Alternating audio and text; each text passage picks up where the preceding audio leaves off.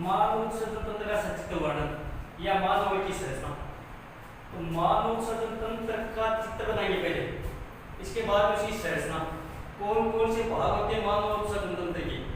पहले से नाम की चित्र, इसके बाद में प्रत्येक कितनी भाग होते हैं, प्रत्येक भाग का वर्णन।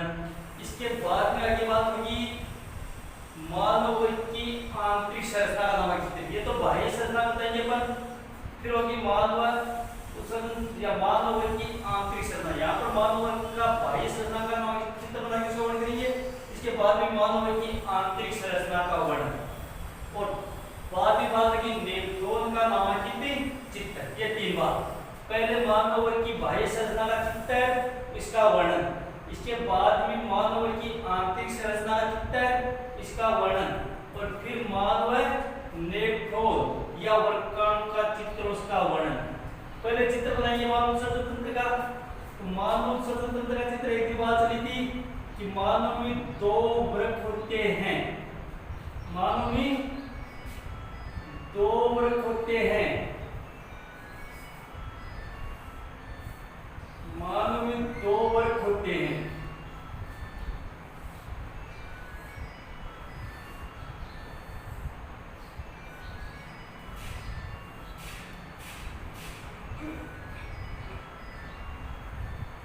ये मानव की बाह्य संरचना, मानव की बाह्य संरचना, बाह्य वृक्क, दाह्य वृक्क, मूत्रवाहिनी, मूत्राशय, मूत्रमार्ग, चार भाग होते हैं मानव के। कितने भाग होते हैं? चार भाग। नंबर एक वृक्क, ये तो वृक्क, वृक्क। नंबर दो ये मूत्रवाहिनी, नंबर तीन मूत्राशय, और नंबर चार मूत्रमार्ग, मूत्र मार्ग। पहले तो बात करेंगे वृक्क की, कितनी होते हैं वृक्क, कहां पर होते हैं। तो पहले बात करेंगे कि मानव वृक्क वो शरीर से लगभग 75 से 80% तक तरल अपशिष्ट पदार्थों का परित्याग करते हैं। यानी शरीर में जितने भी अपशिष्ट पदार्थ बनते हैं उसका 75 से लेकर 80% तक का परित्याग है वो वृक्क के द्वारा किया जाता है। और शेष जो 20% बचते हैं इसका परित्याग जो अन्य अंग होते हैं शरीर के अपशिष्ट उत्सर्जित अंग जो होते हैं, बात आई थी पंडिया की, त्वचा की बात आई थी, उनके द्वारा किया जाता है। तो मानव वृक्क है वो शरीर से 75 से 80% तक तरल पदार्थों का परित्याग करते हैं। 75 से लेकर 80% तक का परित्याग मानव वृक्क के द्वारा किया जाता है। इसके बाद बात करेंगे मनुष्य में वृक्क हैं।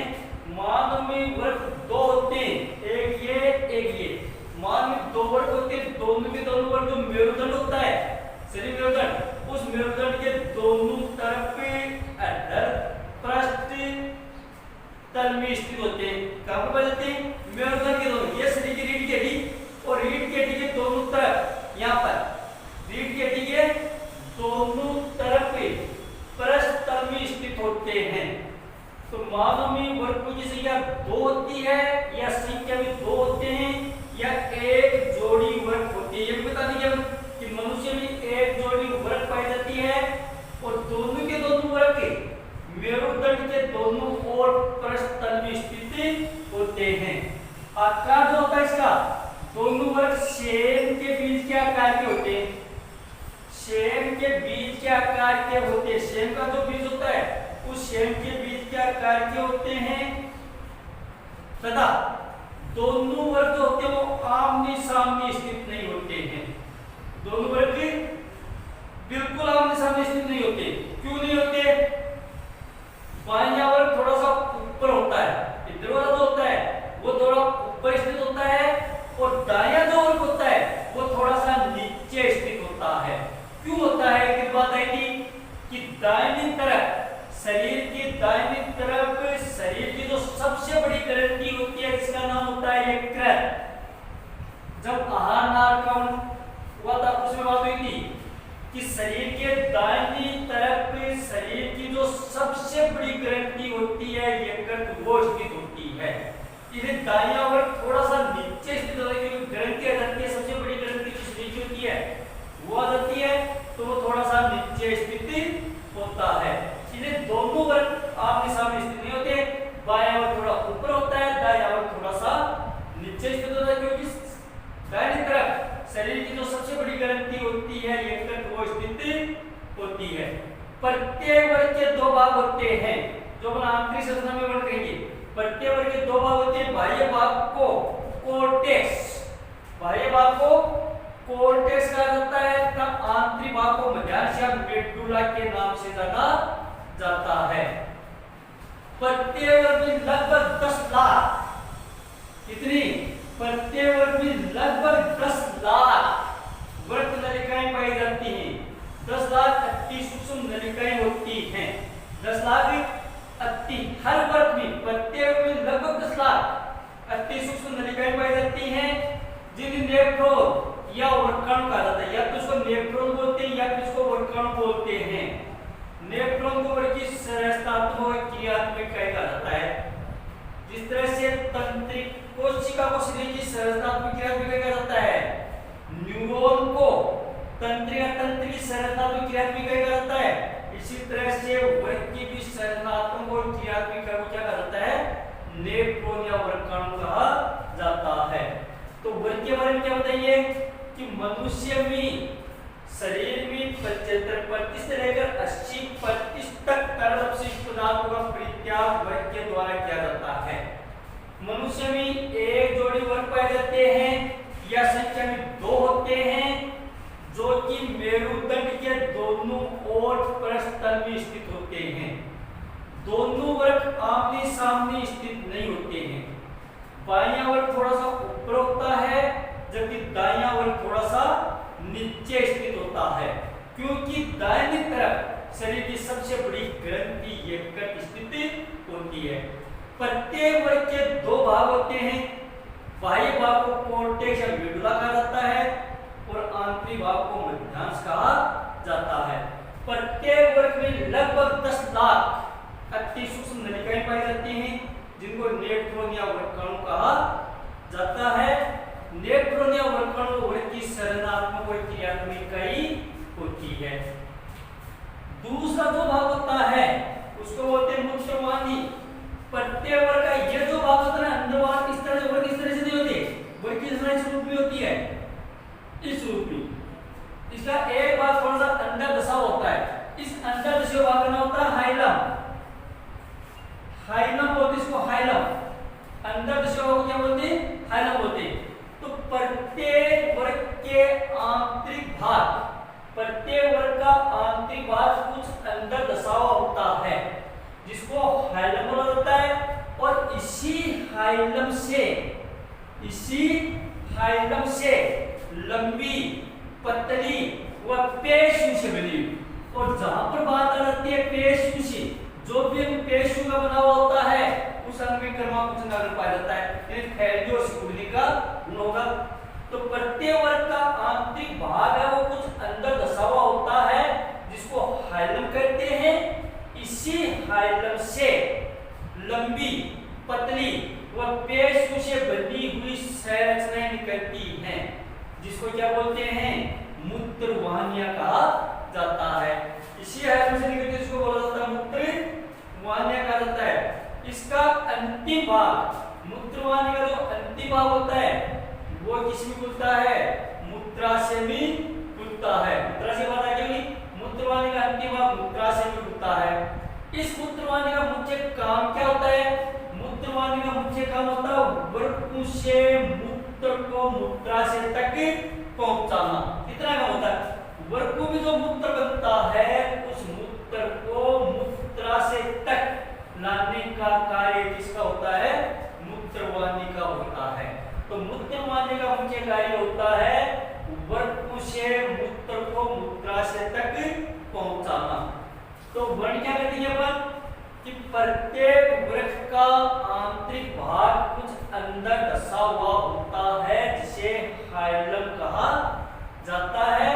इसी हाइलम से लंबी पतली व पेशियों से बनी हुई संरचनाएं निकलती हैं, नलिकाएं निकलती हैं। इन नलिकाओं को मूत्रवाहिनी कहा जाता है। मूत्रवाहिनी का अंतिम भाग है वो मूत्राशय में मिलता है। मूत्रवाहिनी का मुख्य कार्य वर्को में बने मूत्र को मूत्राशय तक पहुंचाना होता है। ये मूत्रवाहिनी का हो गया। इसके बाद बात करते हैं कि मूत्राशय की। मूत्राशय का क्या बताइए कि मूत्रवाहिनियां, क्योंकि अभी बात है कि मूत्रवाहिनी का अंतिम भाग है वो पेशियों से बनी या मूत्राशय में होता है, ये बात थी। तो इसका मूत्राशय यहां पर आ गया। तो मूत्रवाहिनियां, दोनों मूत्रवाहिनियां, क्योंकि मूत्रवाहिनियां दो होती, तो दोनों मूत्रवाहिनियां एक पेशियों से बनी हुई थैलेनुमा संरचना में खुलती हैं जिसे मूत्राशय कहते हैं। मूत्राशय में पेशियों का बना हुआ होता है, इसका मतलब पेशियों से बना हुआ है, इसका मतलब मूत्राशय में भी कर्माशय का गुण पाया जाता है। मूत्राशय में फैलने से खुलने का गुण पाया जाता है।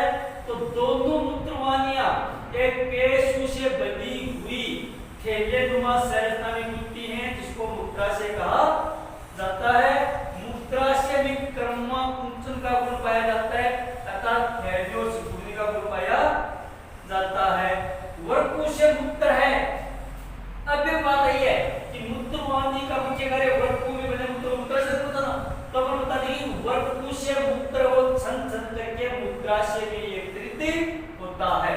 क्योंकि वर्को में जो मूत्र बनता है वो मूत्र छन छन कर मूत्राशय में एकत्रित होता है।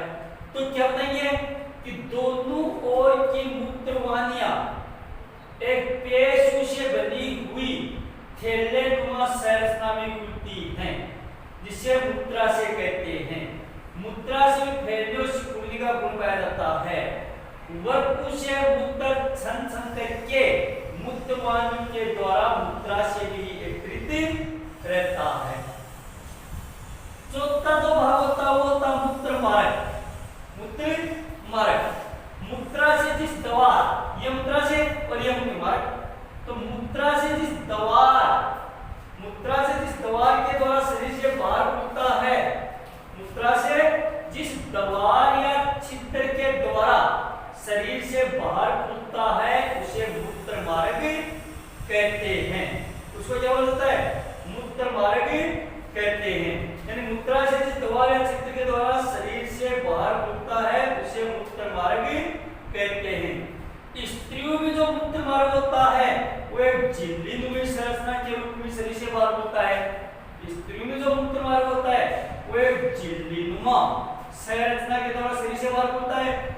जबकि पुरुष में या नर में जो मूत्र मार्ग होता है वो एक लंबी बेलनाकार संरचना के द्वारा शरीर से बाहर खुलता है जिसको शीर्षण बोला जाता है, जिसको शीर्षण बोला जाता है। और इस शीर्षण का जो अंतिम सिरा होता है इसको शीर्षण मुंड के नाम से जाना जाता है।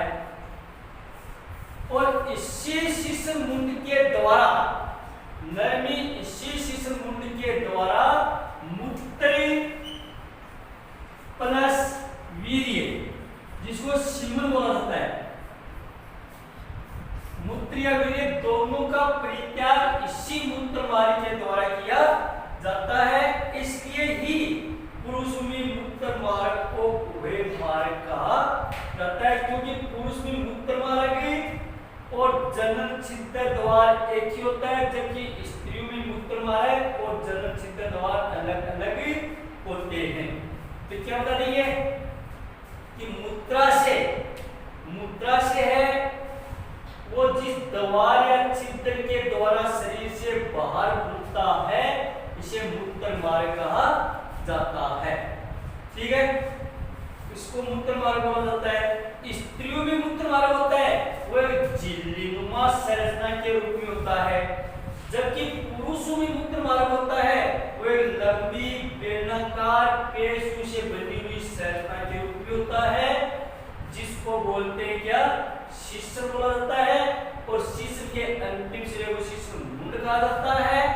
इसी शिश्न मुंड के द्वारा मूत्र व सीमन वीर्य का परित्याग किया जाता है, क्योंकि पुरुषों में मूत्र मार्ग व जनन छिद्र एक ही होता है, एक ही छिद्र होता है। इसी छिद्र के द्वारा मूत्र का परित्याग किया जाता है, उसी छिद्र के द्वारा जो जनन तंत्र होता है वीर्य या सिंधुवती, इसका परित्याग किया जाता है।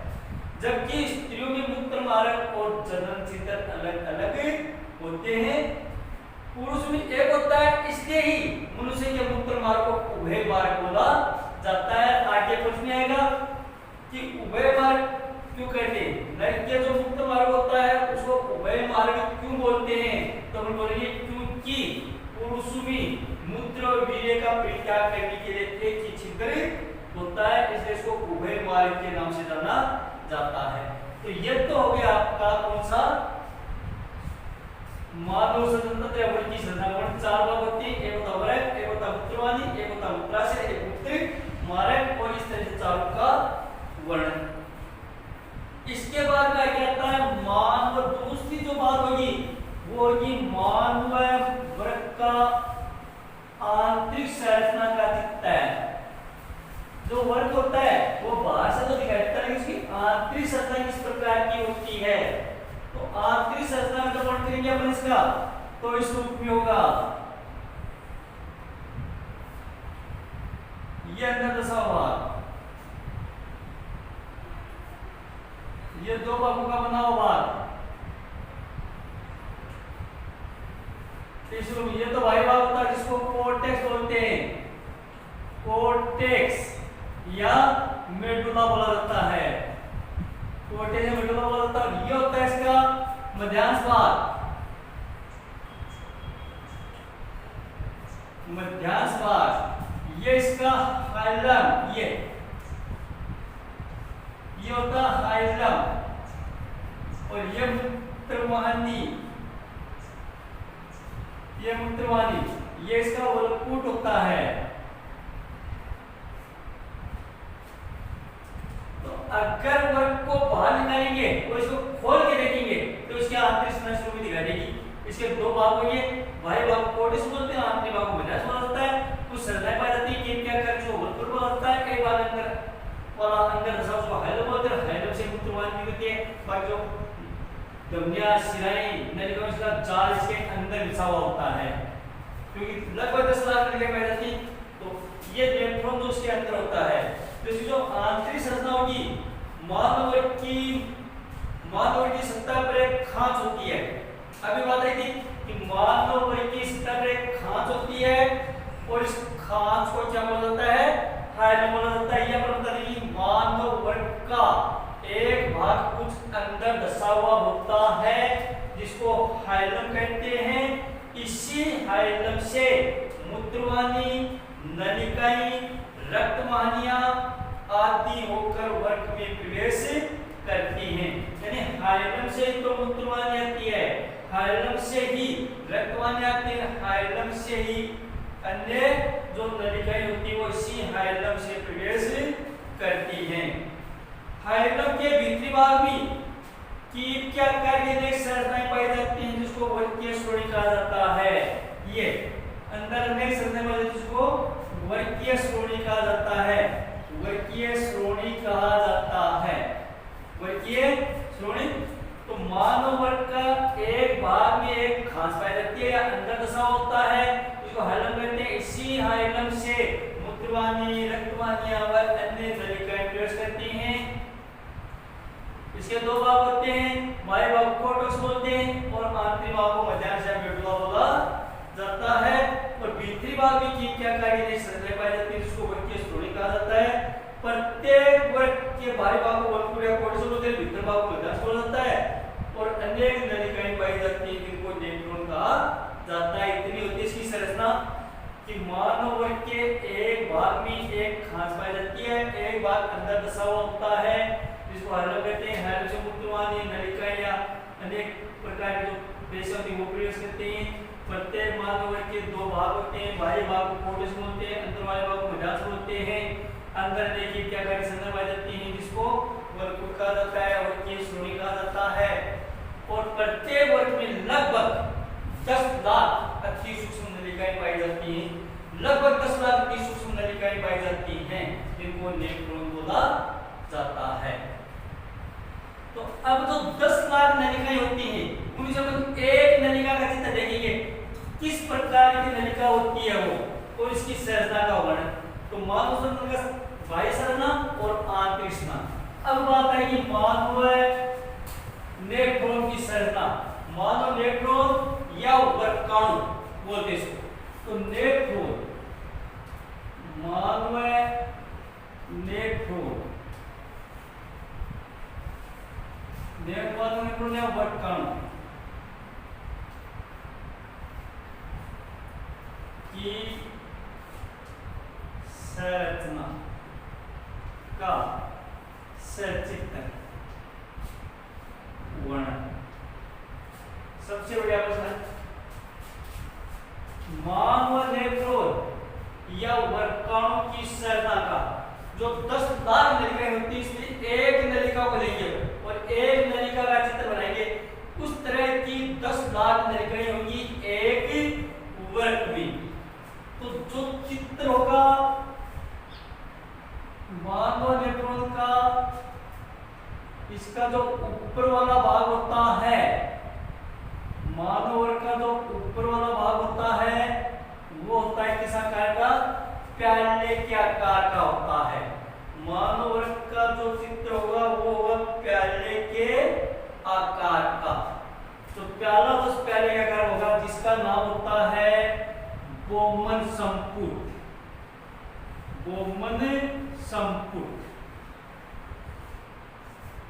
यानी मानव नेफ्रॉन या वर्काणु का जो ऊपर वाला भाग होता है, जो ऊपर वाला भाग होता है नेफ्रॉन का ऊपर वाला भाग प्याले के समान होता है।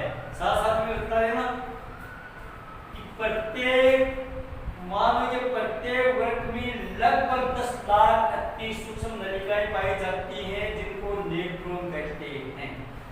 प्रत्येक नेफ्रॉन का ऊपर वाला भाग प्याले के समान होता है। उस प्याले के समान वाली संरचना का नाम होता है बोमन संपुट। बोमन संपुट में, बोमन संपुट क्या होता है? बोमन संपुट में रुधिर नलिकाओं का जाल बिछा होता है। रुधिर नलिकाओं का इस तरह से चालनी में जाल होता है, रुधिर नलिकाओं का जाल बिछा होता है। रुधिर नलिकाओं का जाल बिछा होता है। उस जाल का नाम होता है ग्लोमेरुलस जालिका। इसका नाम होता है